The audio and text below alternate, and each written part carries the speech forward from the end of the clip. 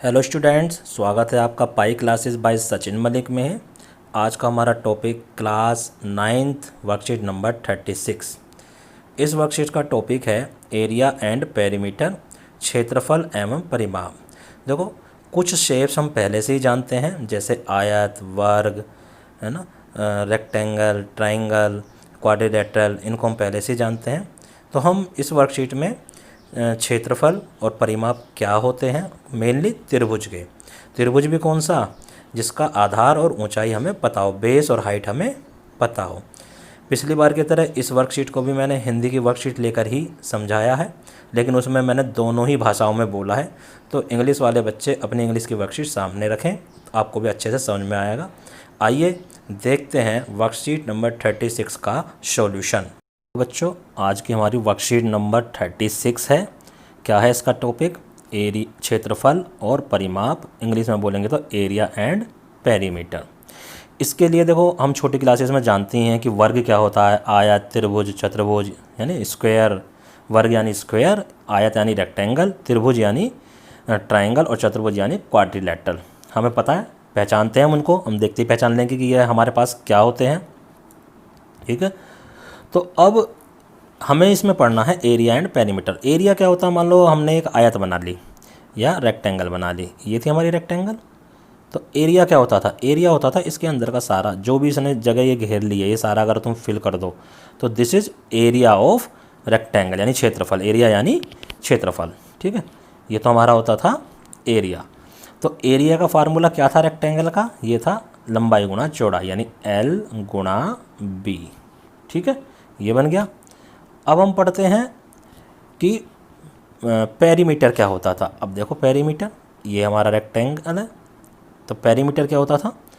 हमने किसी भी एक कॉर्नर से चलना शुरू करा और ऐसे ऐसे चलते जा रहे हैं बाउंड्री पर, ऐसे ऐसे ये तो चलते जा रहे हैं, और दोबारा हम जहाँ से चलना शुरू करा था यहाँ से वहीं दोबारा हम पहुँच गए, यानी बाउंड्री पर हम चलते गए।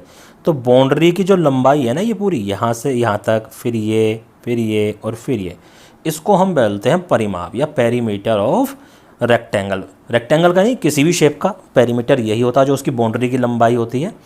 तो रेक्टेंगल के केस में इसका फार्मूला क्या दे रखा है हमें, ये रहा। पेरीमीटर ऑफ रेक्टेंगल या आयत क्या होता है, 2 ब्रैकेट में L प्लस B। ये पढ़ा था हमने इस टाइप से।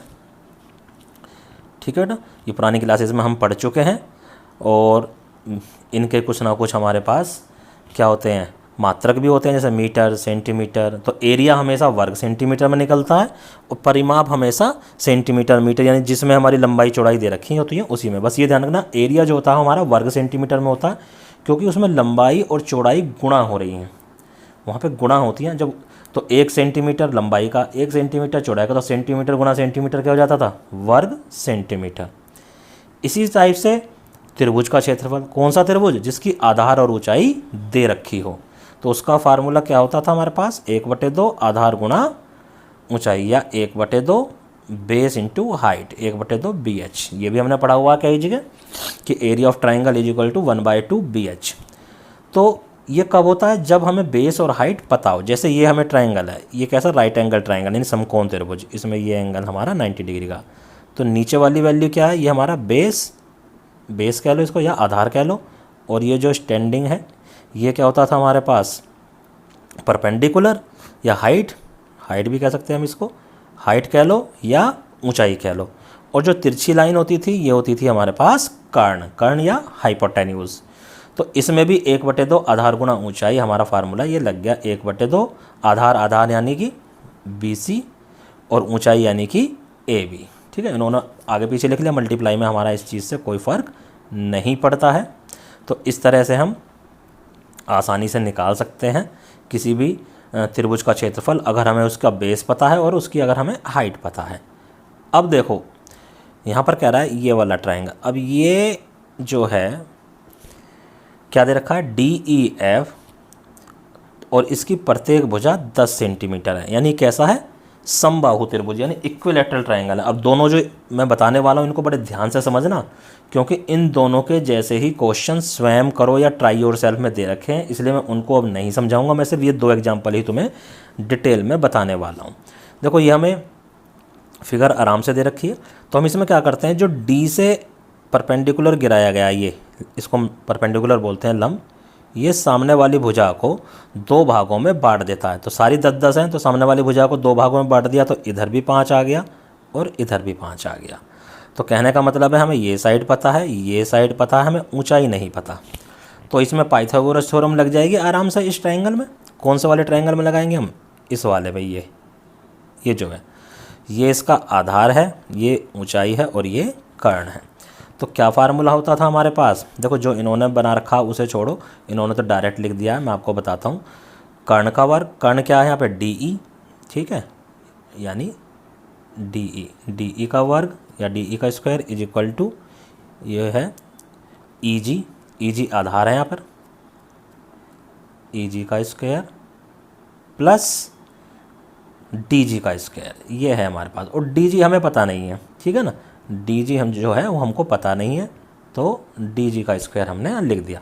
अब देखो, वैल्यू जो जो पता है उनकी रख दो। देखो, हमें डी ई पता है, डी ई यानी कि 10 का स्क्वायर हो जाएगा।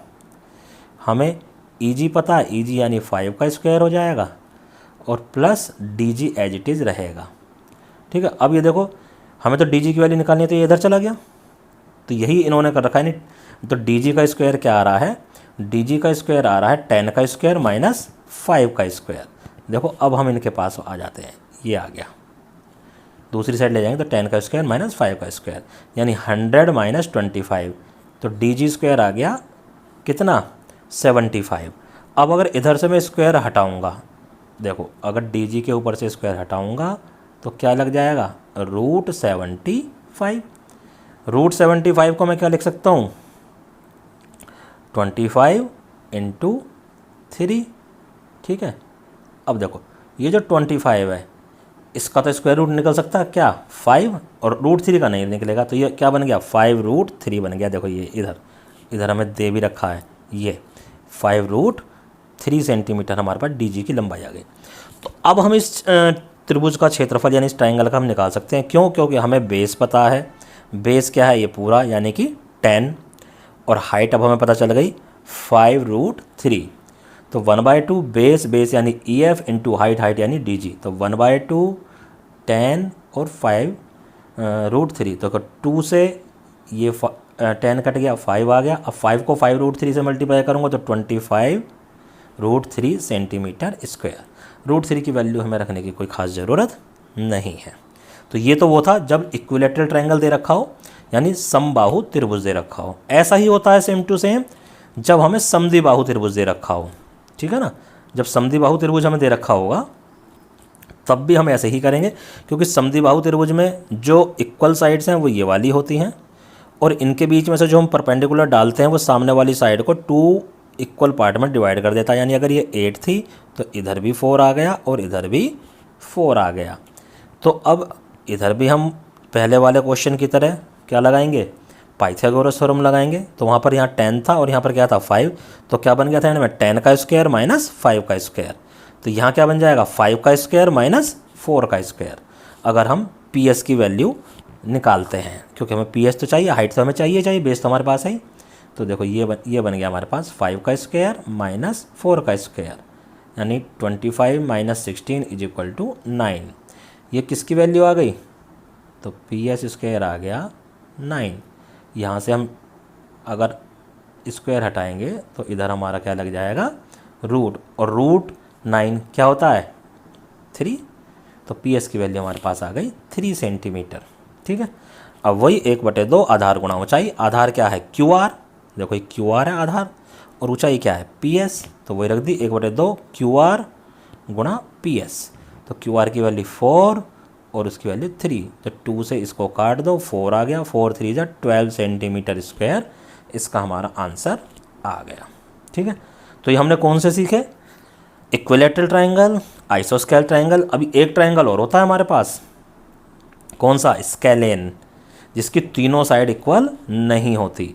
तो उसको करने के लिए अभी हम एक सूत्र सीखेंगे, हीरो का सूत्र या हीरोन्स फार्मूला। वो आगे आने वाली वर्कशीट्स में हम सीखेंगे, तभी उसके क्वेश्चन करेंगे। आज हमने क्या सीखा कि जो हमारे पास ट्रायंगल है, कैसे इक्विलेटरल यानी समबाहु आइसोस्केल्स यानी समद्विबाहु, इनका हम कैसे निकालते हैं, इनका निकलता है 1/2 आधार गुणा ऊंचाई। और अगर ऊंचाई नहीं दे रखी है तो कैसे निकालनी है वो भी मैंने तुम्हें सिखा दी है इसमें। आओ ये जो स्वयं प्रयास करें क्वेश्चन है, तो ये जो पहला क्वेश्चन है ये पहले एग्जाम्पल के जैसा था, और ये जो दूसरा क्वेश्चन है ये दूसरे एग्जाम्पल के जैसा। फ़र्क क्या है, वहाँ पर सारी साइड 10 सेंटीमीटर थी, यहाँ पर 12 सेंटीमीटर है, तो उसी हिसाब से कर लेना।